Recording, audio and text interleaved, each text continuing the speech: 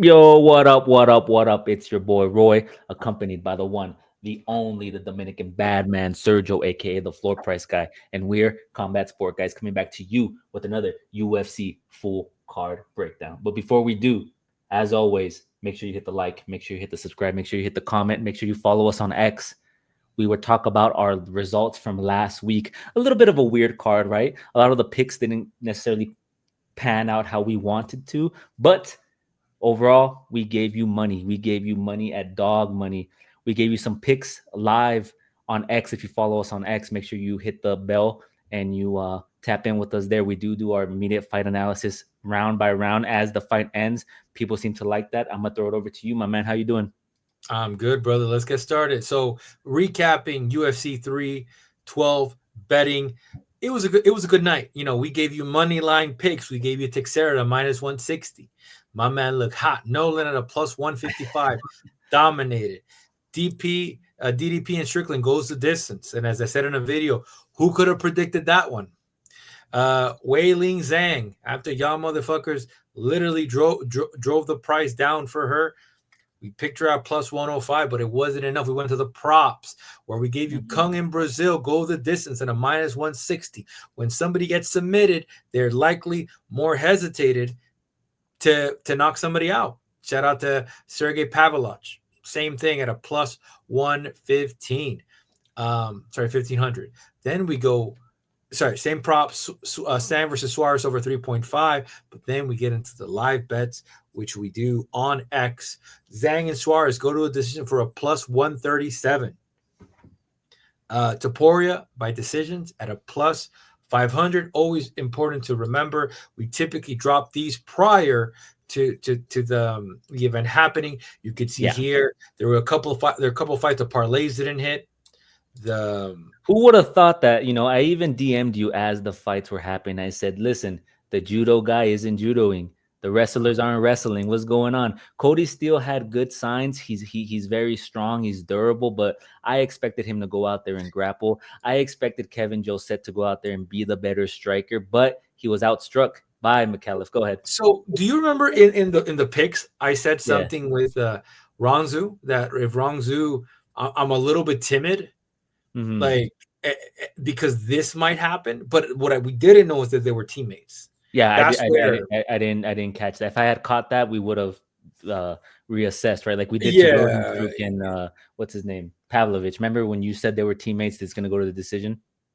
Yeah, well, exactly. It's teammates typically oftentimes go to a decision, but yeah, we did good, and like we kind of posted this prior to the fights. And I wanted to give you your props because I was, bigging up Justin Tafa. I was saying that Taliesin Teixeira was getting touched up, and I need to be impressed. I need to see that he's him because in that Contender Series fight, he was getting hit up against the cage. And one of the things he said that I should have took into consideration in the build-up to the fight, he said that he was going to be less reckless, that the reason he was fighting like that was because he was trying to secure his contract. So he was going to be more defensively sound, and he was going to go out there and put on a show. And man, did he look good. He looked fast. He hit him with that body kick, and he got him up against the cage, hit him with that elbow, and that's all she wrote, man. So I'm excited to see him at some nice blood injected into the freaking heavyweight division, and we'll see where he goes from there, man. That division needs it, and like he did the opposite, and he looked good. But listen, let's get into it, champ. Yeah, and then one last thing I wanted to say about the in our pre-fight analysis when we talked about Tatiana Suarez and Weili Zhang, a lot of people were big on the fact that Tatiana was going to out wrestle her. She was going to, maul her. And one of the things that we talked about and that I stated was that her cardio, right? How's her cardio going to look? Does she have the cardiovascular and the pressure of a Merab Dvalishvili? She's going to pursue takedowns. She's going to be able to control her. And that wasn't the case, right? First round, she looked okay. I mean, yeah, but as we got later on in the fight, right, Wei Li really shined and she proved why she's on top of the division. So, yeah, we gave you that pick at dog money. We said it was going to go over the 3.5 rounds. We said it was going to go to the distance. So we hope you made some money. We'll move on here to UFC Fight Night. And lastly, champ, Tatiana doesn't have hands. Nope, no hands. Tatiana has the same thing as Juliana Pena. My light went out, actually. That was pretty interesting.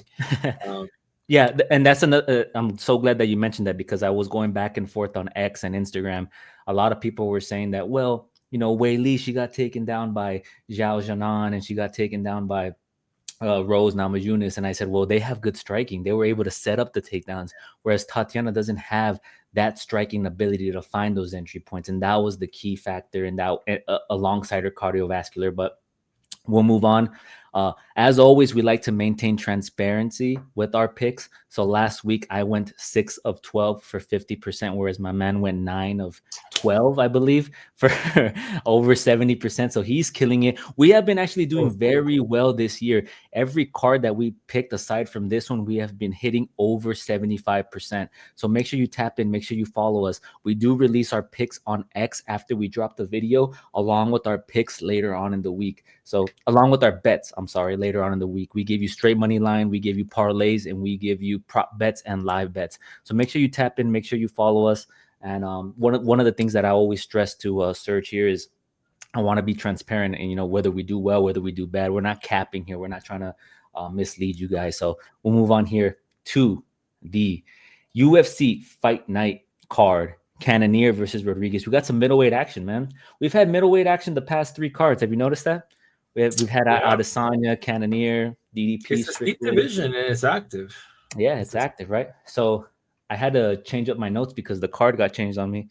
They changed the order. So kicking off the card, we have Julia Avila, who is the underdog at a plus 310, up against Jacqueline Cavalcante, the favorite at a minus 420. Women's Let me pause you right there. Go ahead. You see the disgust in my face? You want to know why it is? Why? Right now, well, where I bet.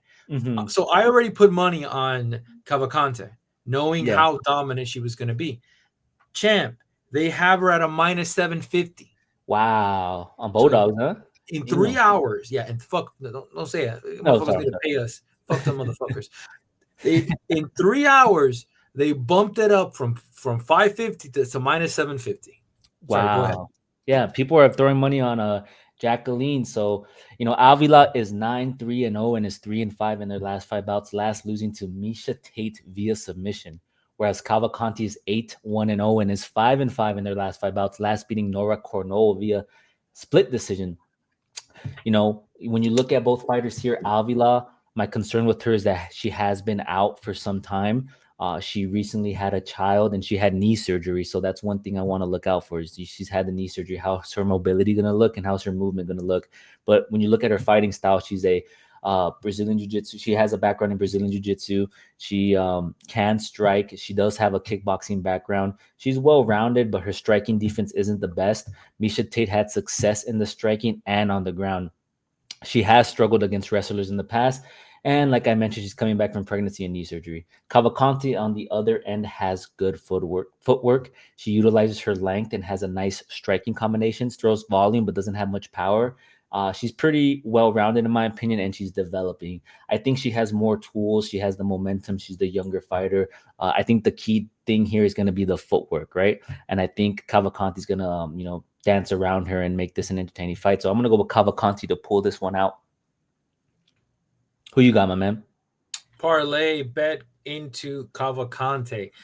Man, I got to say, I don't typically like these fights. Like I said, I already kind of put my odds at a minus 550, and I was just like, damn, I wish I would have caught her a little bit lower. I should have caught her minus 420. I don't like what I saw from Julia Avila. I saw horrendous footwork. I saw a Miesha Tate, because Miesha Tate literally came back to stamp a win and retire. Yeah. I don't like what I saw. I don't understand what is this ranked top 16. You look at the girls she's fought, bro, the majority aren't in the UFC anymore. Like, what is going on here? Pandy's not in the UFC. Gina's not in the UFC. Sijara is not in the UFC anymore. I got to check with Julia, but I don't see a champ. This is the most, and I said this is the biggest lock of the night, has to go for Jacqueline Cavalcanti. And like I would say, spread her in a parlay just to kind of reduce those odds a little bit more. But right now, we're sitting at a minus 750. Yeah, and if you're considering putting her in a parlay, please, for the love of God, do not put her in every parlay because, as we've seen in the past, when we have a lock or somebody that with such high odds and they don't hit, what happens? All your parlays go to crap. I'm not saying that's going to happen here, but Jacqueline Cavalcanti does have a decent shot of winning this fight. I think she does win this fight. I'm going to look for the over 1.5 and the straight money line. I might throw her in a parlay or two, but we'll see. We're both going with Jacqueline Cavalcanti to What's the win over? this fight. The over, the see for me, I'm in Vegas, right? So a lot of the prop bets don't drop into the end of the week, which is why we post them at the end of the week on X. But let me look right here in the meantime.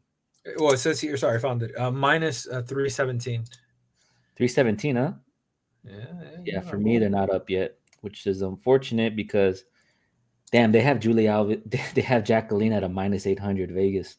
that's Damn. what I'm telling you. Like odds now are going ballistic. Like I Yeah. said, like and like you can't because here's the thing about it. Everybody like when Mhm. they probably wait to watch footage this week, like Yeah. real footage, and you're just like blown away. You're just like, what is happening? What Yeah. is this? Next up, we have some heavyweight action. We have Walter Walker up against Dontel Mays.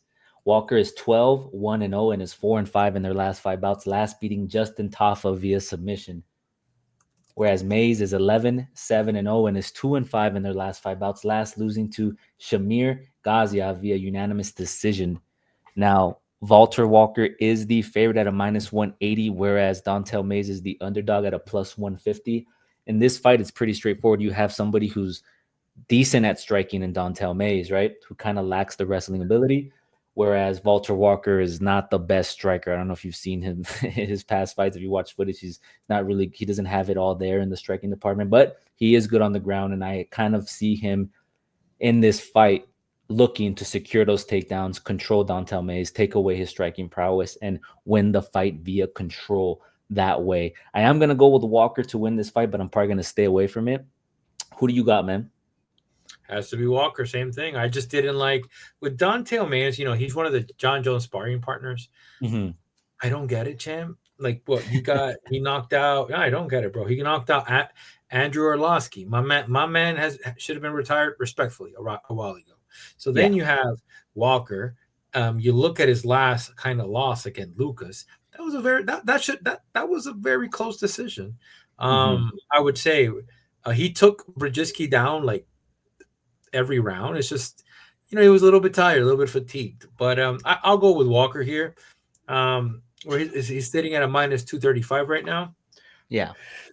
Just as long as he could grapple and not get asked, because he's gonna get tired. But as tired, I'm good. But also, Dontel Mays gets tired too. So what are we talking about here?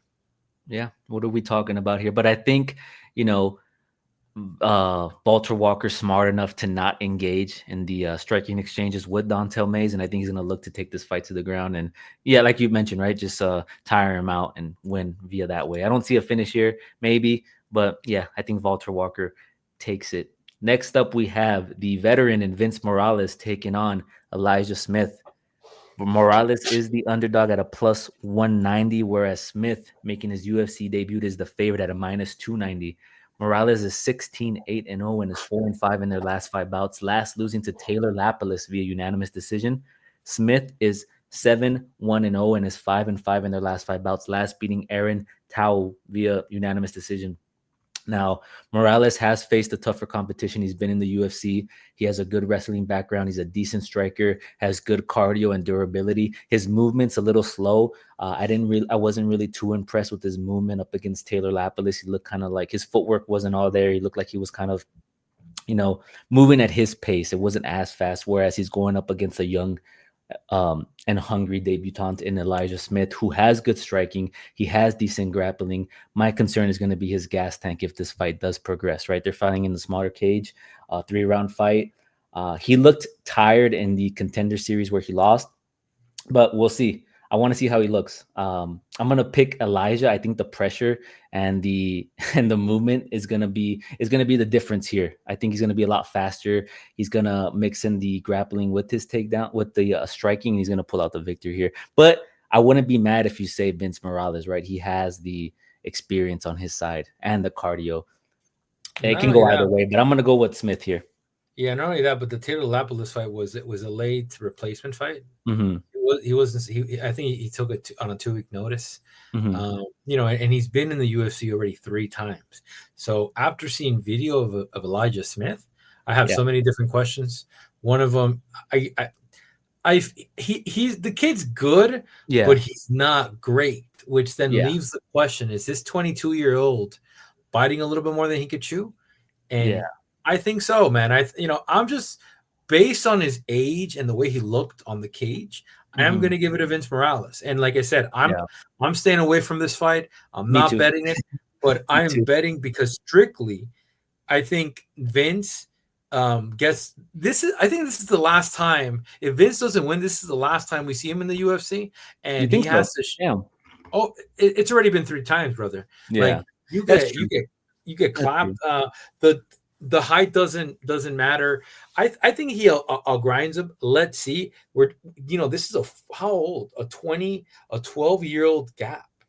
Yeah. Um, And similar to the co-main event, right? Like you have somebody who's been cut from the UFC, they go out and they get some wins and then they get back, right? So we'll see. Is Smith that guy to be fighting UFC caliber opponents, right? Or is he, gonna be beaten by Morales, right? But similar to you, I'm gonna stay away from this fight because I do believe it can go either way, but I'm gonna give it to Smith.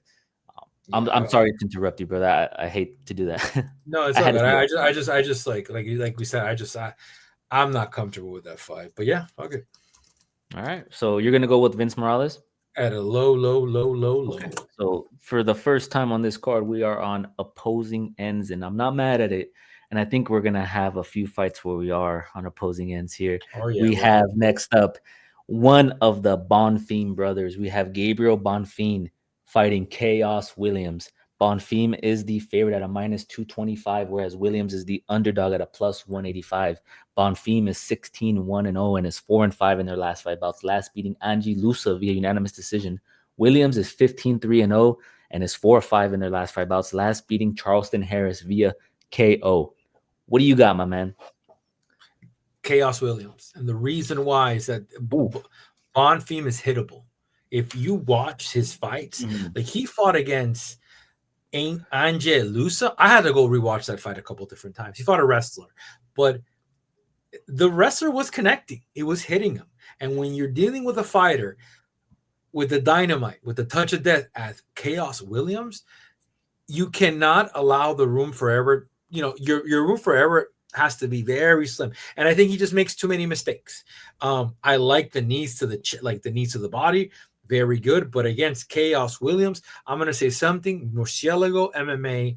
It's the camp where Joaquin Buckley is. Those boys got to feel like they got a chip on their shoulder. I think he gets it done. I will be betting on this fight. This is a little degen to me because it's like I said, anything could happen. But I just like, man, Chaos Williams. I think this fight would be good to bet on the live betting. I want to see how they Yeah. both look after the first round because Williams, as you mentioned, he has power. He throws wild punches. He has knockout power. He has speed and precision with his strikes. He excels in the pocket where he's able to close the distance and is dangerous. His grappling isn't the best, but it has improved. He has struggled against elite grapplers and doesn't have the best takedown defense. When you look at Bonfim, he has a strong ground game. He's finished 12 of his 15 professional wins coming by submission, right? So he has proficiency in getting the rear naked chokes, the guillotine chokes, the arm triangles. He fights well in the clinch, utilizing his Muay Thai background. Like as you mentioned, he throws those vicious knees. He has a Brazilian Jiu-Jitsu background. The issue with him, man, and I noticed it in the Nicholas Dalby fight is his cardio and pace. He got tired as the fight progressed, and that has to do with him finishing fights early and not going the distance. So my big question here is going to be, how does this fight look if it makes it past the first round? Does Chaos William get the knockout? Does he find that punch, right? They both start off aggressive, so who's going to be the one to dictate the pace here? I think Bonfim, in my opinion, will be able to close the distance, get in the clinch, secure some takedowns. I think I'm going to go with Bonfim to win this fight, man. I think his issue too, similar to Chaos, is he starts off aggressive, right? Because he's looking for the finish. And if we have both of them looking for the finish, someone's gonna get put to sleep right early on. But I think Bonfim, I, It's tough. It's tough. It's a tough tough, call. man. Well, the thing with Williams, right? Like, let's look at their he has the reach advantage, right? 77-inch reach, but Oh he yeah. doesn't. But if you look at his fights, he doesn't really utilize his reach. He doesn't fight on the outside. He likes to get in close, and that's an issue, right? If he Yeah. I don't see him incorporating a game plan where he utilizes the reach and fights from the outside. He's going to try to get in close, and when you get in close against somebody who has good Muay Thai, they're going to get you in that tight clinch, and they're going to be able to incorporate some knees to the body and stuff, and maybe some trips to take the fight down to the ground where Gabriel excels. So I'm going to go with Bonfim to win this fight. I think, yeah, I'm going to go with Bonfim. I'm going to go with the medium. Yeah. He just better not. He just like I said, if he gives that chin up like he did for Luza, Yeah. let's see how better he's gotten. How about Let's see that? how better he's gone. Yeah, and the key question for me is going to be the cardio. I want to see how his cardio looks. Did he improve on that? But in Losa, I think that fight was in Brazil, right? Am I not mistaken? Was that on the Um, Aldo card? might be. Let me see. Because I know his brother fought on the Aldo card. Did they both fight? I'll tell you right now. Just out of curiosity. No, I should have just done that. Bonafide. This was Oh, no. Cortez, huh? Right on. Yeah, this was Vegas. Yeah, I remember that fight. She had her eyelash. Remember? The eyelash went flying. Mhm. All right. Next up, we have Rafael Estevam up against the Mexicano Jesus Aguilar. Estevam is the favorite at a minus 330, whereas Aguilar is the underdog at a plus 260. Estevam is 12-0. He's undefeated in his five out of 5 in their last 5 bouts, last beating Charles Johnson, which was a good win via unanimous decision. Aguilar is 11-2-0 and is 4-5 in their last 5 bouts, last beating Stuart Nickel via submission. Um, you know, assessing these two fighters, Aguilar has a strong grappling background with 7 out of his 11 professional wins coming by submission. He's not known necessarily for his striking. He lacks volume. He doesn't throw much strikes. However, he does have power. Did you know that he holds the second fastest knockout in flyweight history? Hmm. Not a bad stat to look at, but he's going up against somebody who really gets to work. He gets busy with the grappling. He's going up against Estevam, who beat Charles Johnson in his UFC debut, where he showcased good Bad. clinch work, solid grappling, and fought well against the fence. He demonstrated his ability to maintain a high pace and control the fight. Throughout those 3 rounds, he put the brakes on Charles Johnson. He really wrestled him, took his back, grappled him, put him up against the fence, got him down to the ground. He really controlled him. His striking is good as well. He, set up his combinations to find good entry points. He does have power. I mean, he got a KO in the Contender Series, which secured him his contract. His weakness to me, and a lot of the big criticism that people have with Estevam, is his weight cut issues.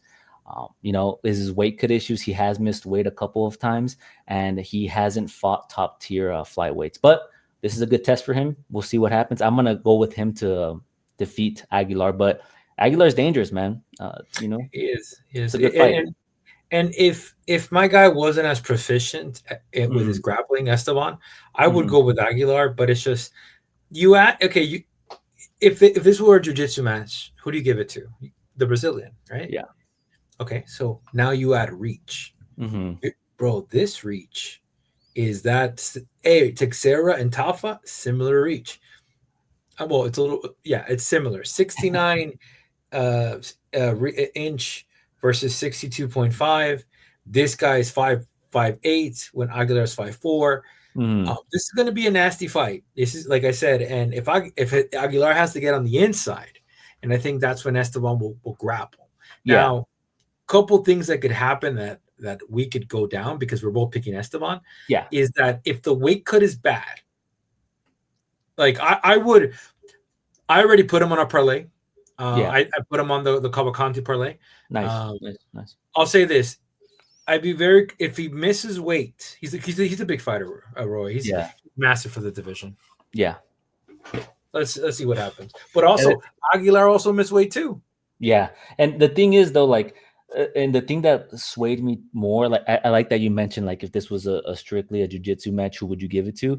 Another thing that kind of swayed me towards the Estevam side is Aguilar's takedown defense and his limited striking volume could be an issue for him, right? It could be exploited by Estevam. Had he had good takedown defense where he's not able to be taken down to the ground and he actually secures the takedowns and he's able to secure submissions, I would kind of lean towards more Aguilar. But him having no volume in his strikes and his ability to be taken down kind of makes me lean towards Estevam here. But I want to see how serious he takes this, right? Like, you got to make weight, bro. You have one job. You train to fight. You got to make weight. What are we doing?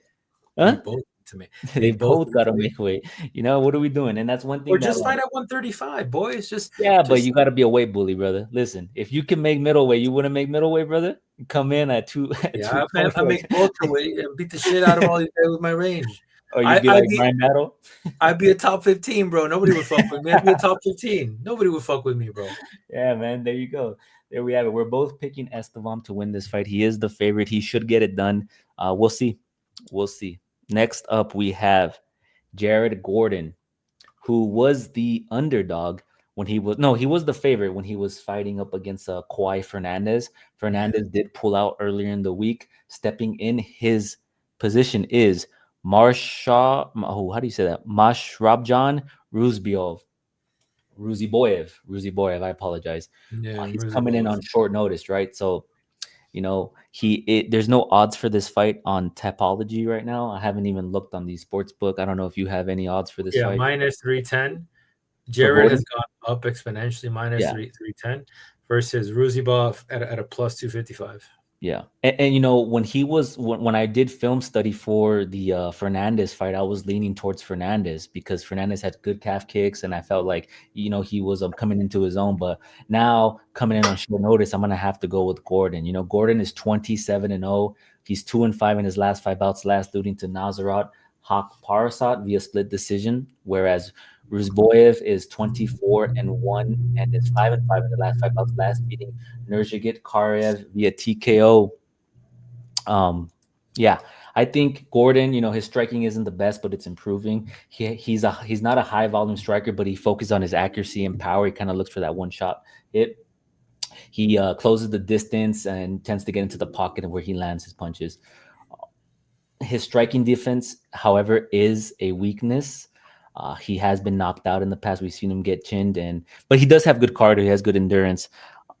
Going up against this cat, this cat is making his UFC debut. So don't let the record and the 5-5, kind of sway you and thinking like, this guy's dangerous. Who has he fought, right?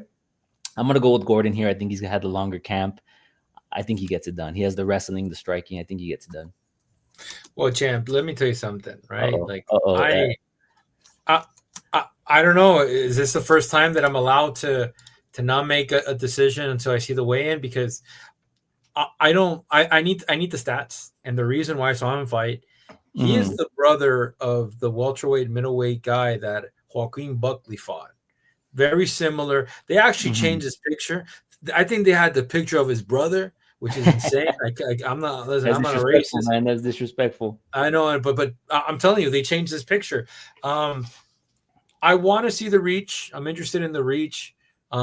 His brother is in the UFC, and he's tall and he's lengthy. So I'm interested in the reach. But fuck. Oh man. I know his brother. His brother's good, man. His brother's top 20. Yeah. Which leads me to believe he didn't take this fight to enter the UFC. He took the fight because he's gonna win. Ooh, because he's gonna win. But listen, you can't base it on the fact that they're brothers, because He's good. Mara Usman has a brother. I had to go to YouTube and watch pixelated fights for this one. Right on. So you're gonna wait for the weigh-in. Okay, I'm not mad at that. Let me wait for the weigh-in. I'll make my decision on the weigh-in. It's just I'm just based on like merit alone. Like, I'm gonna go with whoever's had the longer camp, but that doesn't always prove to be right? Because look at Zachary Reese at UFC 311. We picked him because he had the longer camp, and what happened? He got fucking beat, ground and bound. Somebody on short notice. So. After the weigh-in, I'll make my decision. It's just I just didn't like like I said, like this guy's been fighting overseas and everything, and he's been training with his brother, and no for now.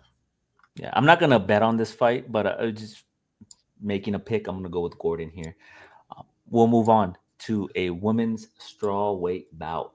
We have Angela Hill, the favorite at a minus 125, up against Ketlin Souza, the underdog at a plus 100 here on Typology. Hill is 17, 14, and 0, and is 3 and 5 in their last five bouts, last losing to Tabitha Ricci via unanimous decision, whereas Souza is 15, 4, and 0, and is 4 and 5 in their last five bouts, last beating Jasmine Juaregui via submission at UFC Noche Latina. She was the underdog in that fight, I believe, at like a plus 300. She showcased some knockout power in that fight, right? She dropped Juaregui and secured the submission. Who do you got for this fight, man? Let me hear your breakdown. I'm just getting the odds because I know the odds probably. This is actually is a closer fight than many people anticipate. Where is it? Where is it? Where is it? There it is. This is a minus 112 versus a minus. Now Souza is the underdog. Sorry, the favorite. The favorite, right? Wow. Yeah, the favorite. Yeah, but by just four points. Okay. I'll say this: Angela Hill's 40 years old. I didn't like how she looked against Tabitha Tabitha Ricci. I didn't like it. Tabitha Ricci also didn't look good against her fight, but she was fighting the number one contender versus Yan. That being said, I gotta go with Souza, man. We picked against her last fight. We're not gonna make the same mistake this fight. I think, the one thing, and let me say this.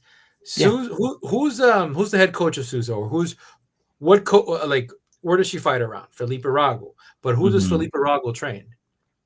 Andrade. Oh. And Andrade actually coaches Souza.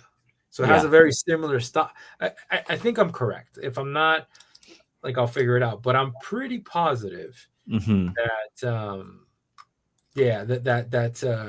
what do you call it? This girl's in her. Again, if I'm wrong, I'm wrong. But I'm gonna go with Souza. I think Souza stakes her down. When Angela Hill tries to go in and out, Souza's gonna be waiting. This is our featured prelim, by the way. I think Souza is putting it together ever since she had her UFC debut, lost to Karine Silva. She's kind of gotten it together. She has struggled against grapplers, but she came back after that fight. She won via unanimous decision against Marnik Man, and then she got the submission victory against Jasmine Juaregui. She has a good Muay Thai and boxing background in her striking arsenal. She likes to compete effectively on her feet. She is known for delivering power and precise strikes and applying pressure. And I think that's going to be the key factor in this fight, is applying the pressure. She's going to put the pace on Angela Hill, and she's not going to let Angela Hill, because Angela Hill, if you look at her, she kind of succeeds when she's fighting up against the fence, right? She likes to, she did that with Nora Konol, right? She put her up against the fence and she had some successes there, even though not Nora Konol, I'm so sorry, Tabitha Ricci, right? Even though she lost that fight, she kind of fights in that style. And Souza, I think she's going to push the pace. She's going to really get into Angela Hill's personal space, into the pocket, and really make her uncomfortable, right? She's going to make her fight backwards. So, if Angela Hill was a prominent grappler, I would probably lean towards her. But being at 40 years old, facing against somebody who applies forward pressure, has the striking advantage, I'm going to go with Souza here to pull this out. So I agree with you, man. I think Souza gets it done. Yeah, 40 for women's MMA, I think it's a little bit too much, and I'm not being discriminatory. Yeah. But I did, bro. She didn't look that way like 5 years ago. It's just I think she slowed down immensely. That's Father Time is undefeated, man. Yeah. Kicking off the main card, we have Jose Delgado, the favorite, at a minus 230, up against Connor Matthews, the underdog, at a plus 190.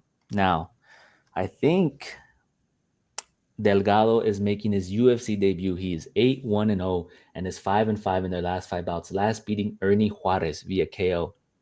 Matthews is 7-2-0 and is 3-5 in their last five bouts, last losing to Dennis Bazooka. I don't know, however you want to say it. I'm going to say Bazooka via KO. Jesus Delgado, I watched his fight in the Contender Series. He's tall. He's going to be taller and longer than Matthews. He's an aggressive forward pressure striker. He's technical, has good footwork. There's going to be violence in this fight. One of the things I didn't like with watching Connor Matthews is, he's good overall. He has the wrestling, he has the grappling, he has the jiu-jitsu, the boxing, the kickboxing. But in that Dennis Bazooka fight, he was getting touched up a lot. His striking defense wasn't there. And I think going up against somebody who applies the forward pressure, looks for the knockout, who's technical in their striking, who has good footwork, I think he has the odds up against him. So I do agree with the odds here. I'm going to go with Jesus Delgado to pull out the victory here, man. I think he's Yeah, going to be violent. he's a much more dangerous fighter. I'm just gonna go with Delgado. Connor Matthews coming from the New England Cartel. That's Rob Font, Calvin Cater, which you know who I'm going for. I'm gonna go with Delgado here. I think the power differential, the camp preparation is there. Now, if Connor comes in and shows something that he hasn't, we're gonna be surprised. But I don't think he gets it done. I think Delgado is gonna be a little bit more bigger. We'll call it. Yeah. Yeah, I think Delgado is going to look good here, man. There's a reason why he's on the main card, right? Next up, we have Rodolfo Viera taking on Andre Petroski. Viera is the favorite at a minus 215, whereas Petroski is the underdog at a plus 175. Viera is 10-2-0 and is 3-5 in their last 5 bouts, last beating Armen Petrosian via submission. Petroski is 12-3-0 and is 3-5 in their last 5 bouts, last beating Dylan Budka via unanimous decision. Petroski, when you look at him, he has good takedown defense and grappling. He has solid striking, kickboxing, well-rounded MMA game. He is coming in, however, on short notice for this fight, so that's something to consider and to look out for. Viera, on the other end, has exceptional Brazilian jiu-jitsu, but is his grappling good enough to take this fight to the ground and control Petroski? That's my key question for this fight. Is he going to be able to secure takedowns to utilize his Brazilian jiu-jitsu and look for a submission or get busy on the ground? Who do you think is the better striker of these two? Oh, it's Petroski.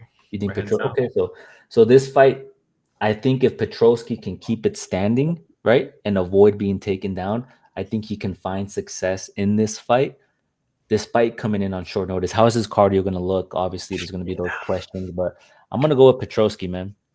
I think and I'm going to go with Viera. Here's the thing about it. After Viera lost to Fluffy, the thing is, man, like I actually like that was 3 years. That was close to 4 years.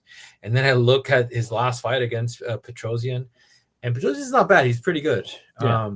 But I'll say this, like he's lost so much muscle mass. Like you put it looks like Vitor Belfort was built. So back in the day, it was a conditioning issue. Now, he's kind of level adjusted, even to the loss of Chris Curtis. Like the one thing to highlight here, and don't change your mind after I tell you this, he's facing top level competition here. Petroski is the first time he's faced somebody as elite in the grappling department. The issue that I found with Petroski is like he doesn't necessarily go for the kill all the time.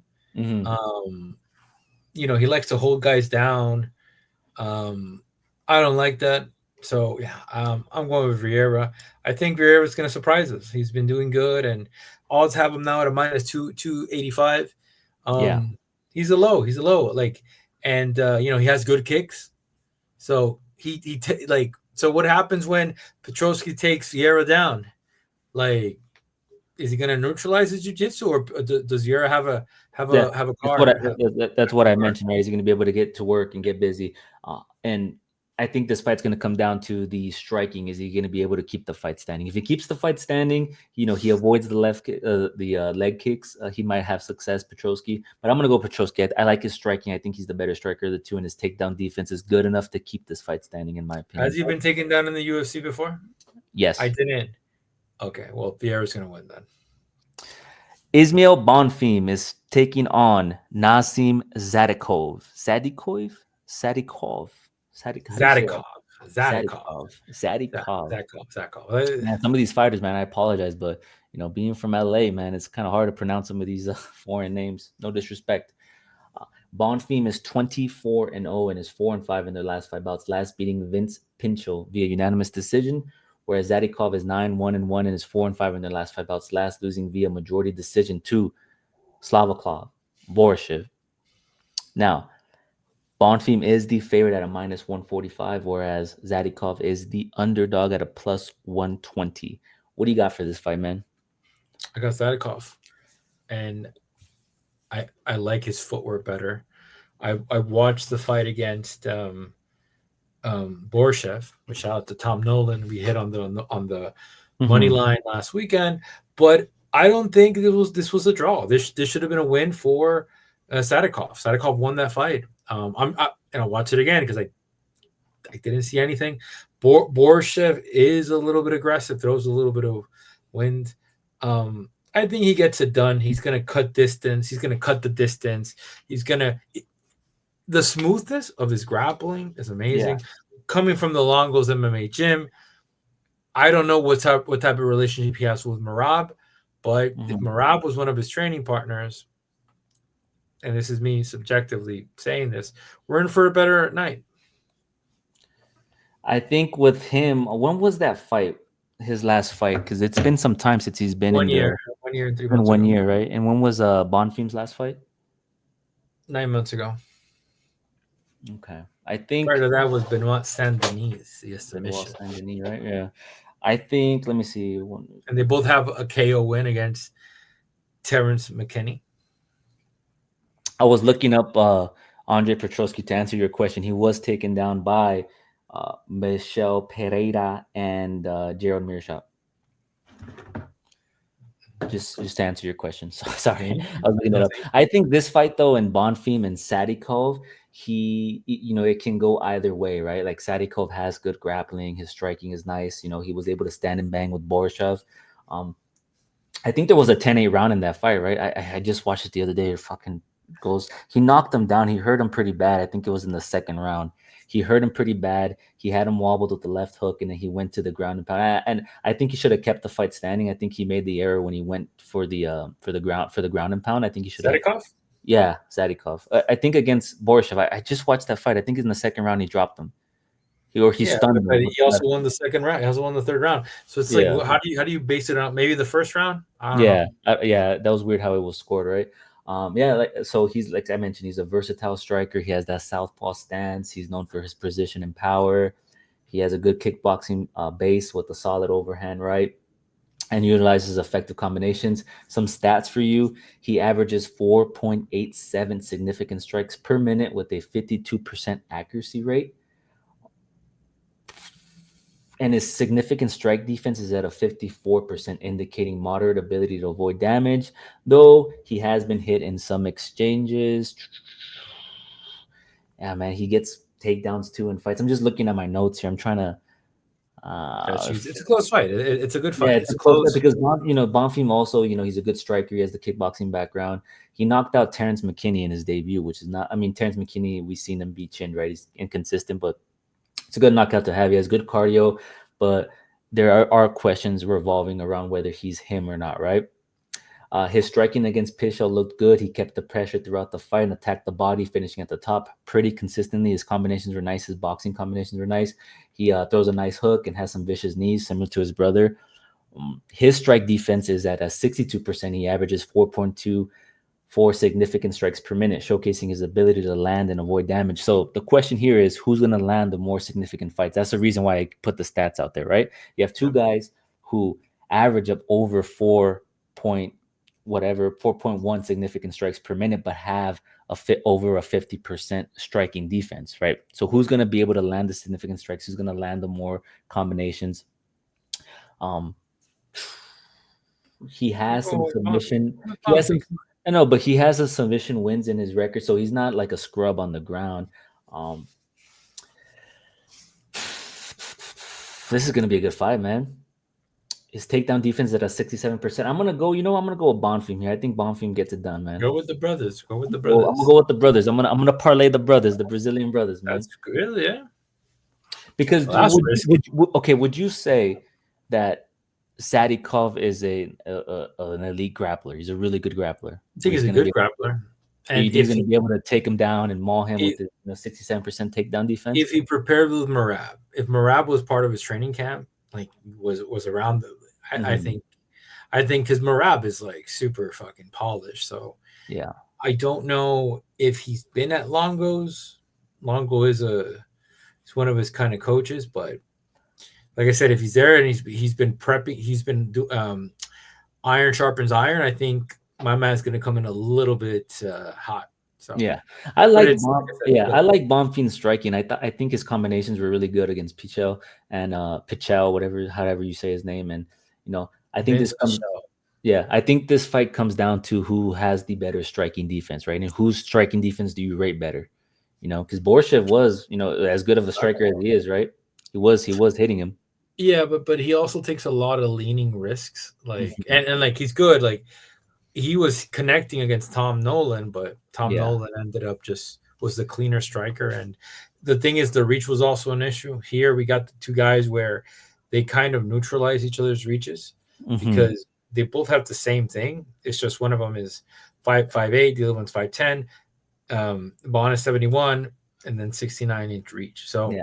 No, this is gonna be a good fight. I'm excited for this fight. I am gonna go with Bonfim, but like similar to a few of the other fights here, I think this can go either way, in my opinion. It's closer than what the odds say.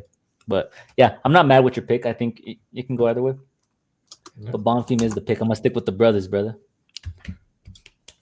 Stick with the brothers, man.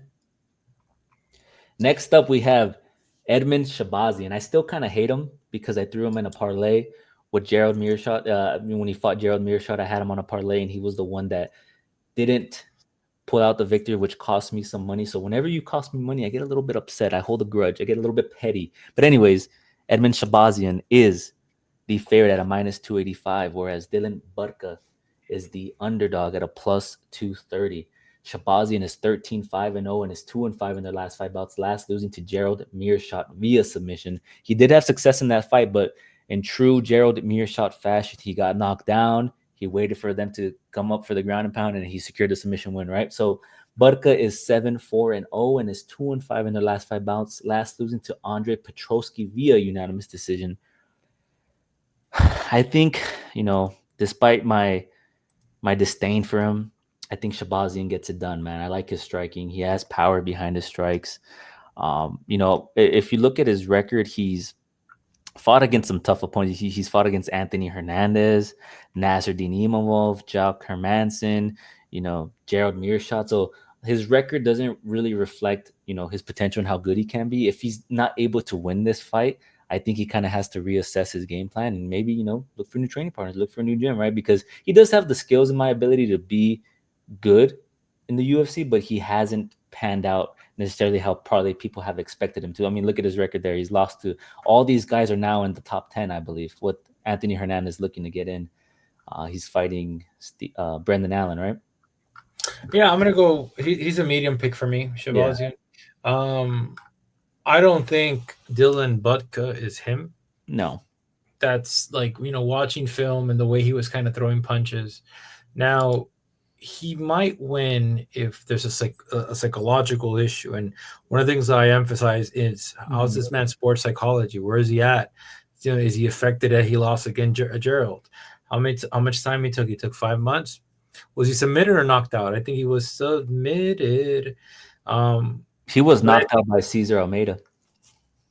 yeah, but Cesar, who this kid? But yeah. Yeah, but Cesar Almeida's no joke, man. Cesar Almeida's fucking. He's a problem. That kid. Yeah. I'll say this. I'm gonna go with Shahbazyan as long as his mental composure is intact and he's good. He's ready to fight. He has a killer instinct. Yeah. Um, but this is like I said, if he loses this fight, he needs to reevaluate a lot of different things, and those Yep. things are. I I mean, agree. he's fighting Extreme Couture. Is Extreme Couture? What is this? Is this Yeah, this is Sean Strickland camp. Yeah, this is Coach Wood. This is all these guys, but I don't know what I don't know if Coach Wood is going to be in his corner. So we'll find out. Yeah. And then looking at both of them, like as you have it up right now, Shabazian has fought the tougher competition, as I mentioned, right? So I think he should be able to get it done. And similar to what you said, if he doesn't get it done here, he needs to reevaluate a lot of things and get better, man. You have the tools, you have the power, you have the striking ability. Just kind of piece it together and, get some W's, man. we'll see though. I think this is the fight for him to get it done. If he doesn't, see you later, man. Sayonara. Yeah, it's gonna be bad if he doesn't win. But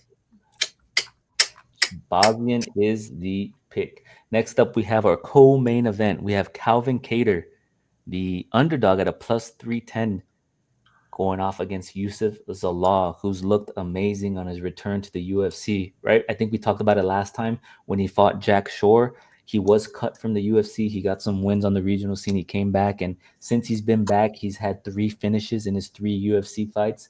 Kattar is 23-8-0 and is 1-5 in their last 5 bouts, last losing to Aljamain Sterling via unanimous decision. Zalal is 16-5-1 and is 5-5 in their last 5 bouts, last beating Jack Shore via submission. What do you got here, man? I want you to start because I have a feeling you're gonna go with Kattar here. Of course, it's the same thing as Rob Font. You know, when you face top opposition, you're going to come with a couple different things. And if you look at his fights, you're going to find out, Max Holloway, okay? He came back and beat the shit out of Giga. That was very good. And then Josh Emmett, a split decision, razor thin. But then you got Arnold Allen, knee injury.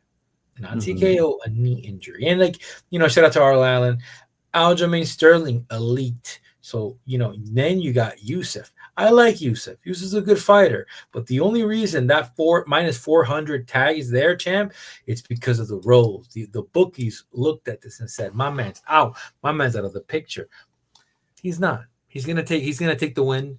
He's gonna neutralize the takedowns. He's gonna box them up. You think he's gonna neutralize the takedowns?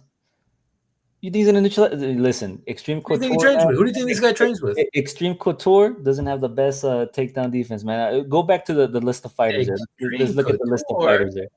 New England.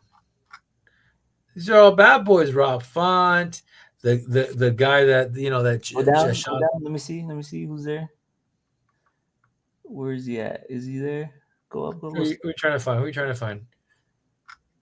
Where's he at? What are you trying to find? This is Boston finest. Let me see. Well, yeah, I think, would you say, let me ask you this before I get into who I'm going to pick here. Do you think Kattar has better boxing than Jack Shore? Fuck yeah. You think so? Okay. Yeah, he has great boxing, this kid. I think he has good striking. He's an elite boxer. I can't even lie. He's pretty good at boxing. He has the power and stuff, but he relies a lot on his jab. And I think this fight, in my opinion, is going to go down to the takedown, to the grappling. Yeah, if he can't defend it, he's in trouble. And that's one thing I'll say. If here's the thing about this fight, he's at a crossroads. If Calvin Kattar loses this fight, this is not gonna be very good. It's not, The thing is though, okay, let's say even if you think his grappling defense is good, right? His takedown defense is good. He doesn't have much offensive wrestling, right? He doesn't shoot for takedowns. He doesn't chase submissions. He's just primarily a striker, right? He's gonna be there. He's gonna be there. He's gonna jab you up. He's gonna look for that power shot to put you out, right? And I think Yusuf Zalal having that momentum, having 3 of his last fights end in submissions, I think he's going to exploit that. I think he's going to secure takedowns, look to get this fight to the ground. And despite his lack of Kattar's lack of offensive wrestling, I think Zalal's going to, level change, mix it up a lot in this fight. And, Kattar is durable. He's worked, he has the dog in him, but I think Zalal, he's evolving, man. He has the momentum on his side. I think Kattar's at that, he's at that time in his career. How old is he? 36. Yep. Yeah, he's at that age in his career where it hasn't been going well, right? And if he loses this fight, he might get his walking papers, man. So yeah, I'm gonna go with Yusuf Zalal. I just like the momentum. I like how he's looked since he's been back, and I think he's gonna look to level change, apply the pressure, and kind of exploit some of the disadvantages or vulnerabilities that Kattar has. But Kattar, as you mentioned, is really good with the striking, man. He's going to utilize his jab. He's going to look for that shot. And if Zalal's not careful, he could be going sleep. He'd be going sleep. It could be long, bruv, as we always say. The issue with this fight, and I'm trying to get the odds now. Yeah. The only thing that concerns me is here's the reality. I have a hard time thinking that after he got dominated with against Sterling, that he went back home. He's like, I'm just gonna box. Sean O'Malley shit. Yeah. Sorry, not Sean O'Malley. My apologies. Sean Strickland. Right. I think he realized those 9 months. Okay, I need to improve. So what is he? He's going to box more? No, he's going to work on his takedown defense and his takedown offense. So I think we're going to see good takedown defense. If not, this is an issue now because now he's probably going to get cut. So let's see what my man produces. Yeah, usually when you have more than 3 fight losses, right, they're kind of and the thing and you know who I was looking for on that list? I was looking for Michel Pereira because Michel Pereira, he also trains at Extreme Couture. And what happened when he fought against Anthony Hernandez? You remind me? You remember? Who trains that at Extreme Couture? Pereira, Michel. No. Against what opposition? No, I told you. Do you remember what happened when he faced off? Yeah, he got the shit out. He got just so fucking tired. But Fluffy's a different animal, though. Fluffy, shout out to Kevin Holland. Kevin Holland's going to be old, and he's going to be, hey, kids, I beat that guy. I beat Fluffy. Yeah, you blitz That's him. who I was looking. That's who I was looking for on the list when you were going up and down. I was looking for you blitz him, kid. Yeah, so that ain't never happening again. We'll see. We'll see. But let's see what happens. Let's see. Next up, I have a feeling that you're not gonna change. You're not gonna change your old ways. I kind of know who you're gonna go with here. We have our main event. We have Jared Cannonier, 17-8 at 40 years old, going up against Gregory RoboCop Rodrigues. The Killer Gorilla is the underdog at a plus 155.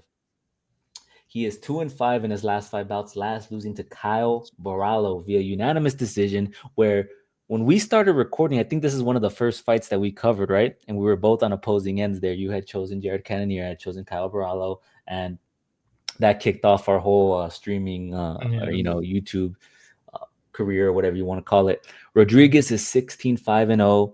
He's 32 years young. He's 4-5 in his last 5 bouts, last beating Christian Leroy Duncan via unanimous decision. Cannonier, if you're not familiar, he is a solid boxer. He has legit power behind his strikes. He has nice leg kicks. But, one of the things, if he's not careful, he can be countered. His wrestling is not the best, but he does have solid takedown defense. If he gets taken down, he does a decent job of bringing the fight back up to its feet. One of the weaknesses he has is that Cannonier's reliance on striking can make him predictable against elite grapplers or wrestlers who can neutralize his power by taking the fight down to the ground, tiring him out, right? That's what a lot of people do when they face off against prominent strikers. He is durable. He has been finished, though, in the past. You look at Rodrigues, though, man. Like Rodrigues, although in the UFC he has showcase his striking and his power, he is good on the ground, man. He's an 8-time national jiu-jitsu champion. He has a strong wrestling background. He has some power behind his shots and likes to stand switch and throw hooks to set up some of his takedowns. He's dangerous on the feet and ground. He likes to set up his combinations for takedowns and get into the pocket to hit you with the knees and the heavy punches. His weakness, though, is he's aggressive. And one of the things that I have a feeling you're going to say that is being so aggressive, you're open to getting hit, right?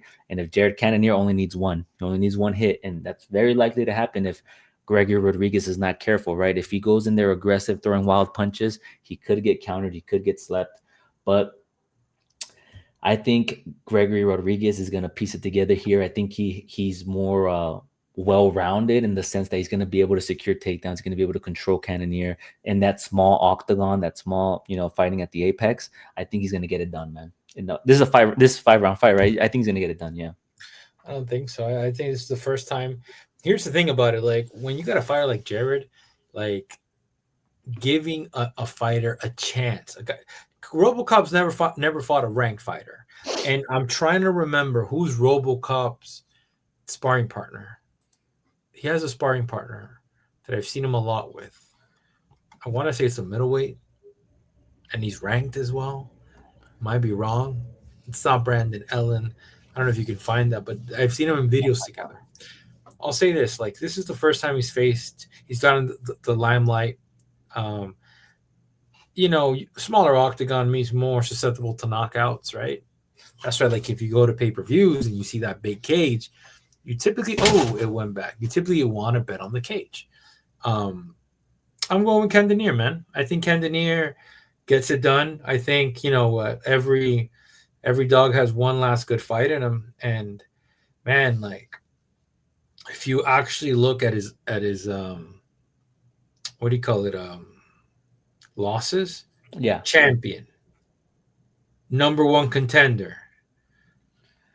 Kyle Peralta's ranked 5. He's ranked 7, but he's actually a top fighter. So my man's facing top 5 opposition Mm-hmm. versus somebody that's never tasted that. Maybe in a training camp.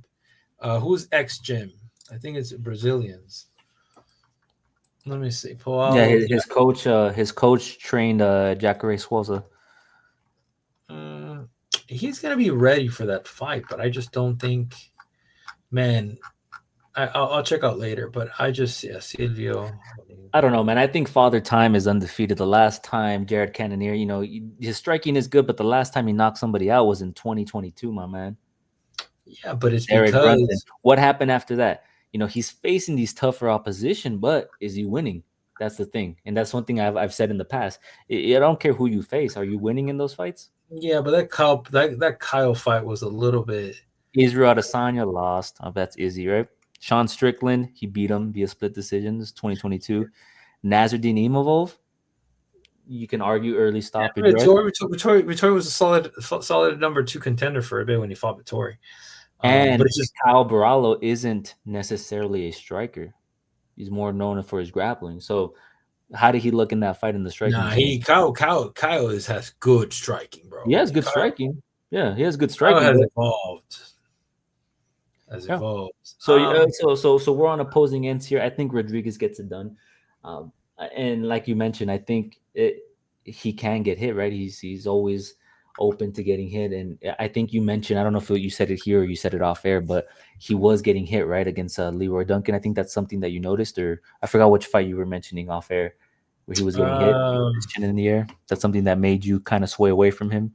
Yeah, I want to say Leroy Duncan. I mean, look, the reality is that he should have beaten Leroy Duncan. Well, Leroy Duncan was a tough fight. He was Yeah. getting clipped. It was a little bit difficult fight to kind of maneuver for him. Mm-hmm. Guy from England. That was a very interesting fight. And you look at Brad's on the way out. I don't think like I had Brad Tavares when he fought I want to say the Asian dude a while Yeah. ago. But yeah, I got Cannonier, and like I said, like if Cannonier loses this fight, you need to have a conversation because like why would he lose? Now, this is what's probably going to happen. I'm going to be very honest with you, is that Rodrigues is going to come in and he's going to try to bully. He's going to try to land heavy hands. I think Jared is going to try to use his angles, try to kind of come in, jab, and work his way to an aggressive style. And if he could do that, he wins. But Yeah. if he lets Rodrigues turtle him up, he's going to get the finish. I think we're going to see more so Rodriguez grappling in this fight. I think he's going to utilize the grappling early on to 5 tire rounds? out. 5 rounds? You think my man got 5 rounds? You see all that Yeah, muscle? but all you need to do is tire him out after the first, second round, take away his power. You think Cannonier's power is going to be the same in the third round compared to the first round? Cannonier is a beast. This is the Yeah, we're talking about Cannonier in 2025, my man, not no, Cannonier brother. in But 2021. here's the reality of it. Kyle 5 rounds. Nazarene he trained for 5 rounds. Vittori 5 rounds if I'm not mistaken. Sean Strickland 5 rounds. Israel Adesanya 5 rounds. So that's what I'm saying. Like you're dealing with someone a little bit higher caliber, but I could be wrong. Let's see if he beats Cannonier, he gets that number 8 spot.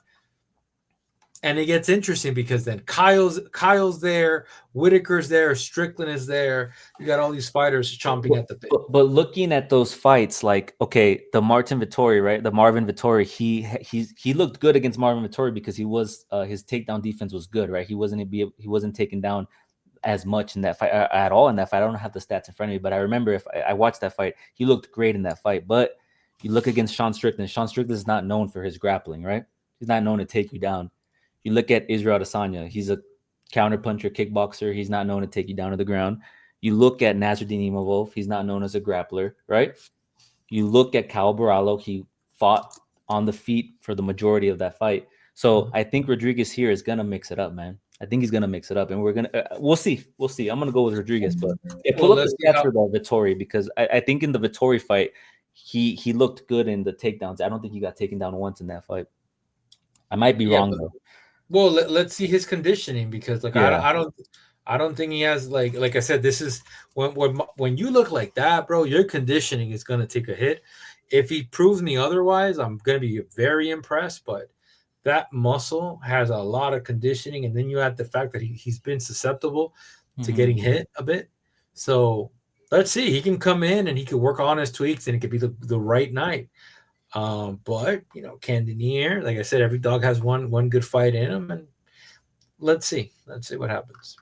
Let's see. We are on opposing ends here in the co-main and main event. First time, man. I think normally we're pretty much on par.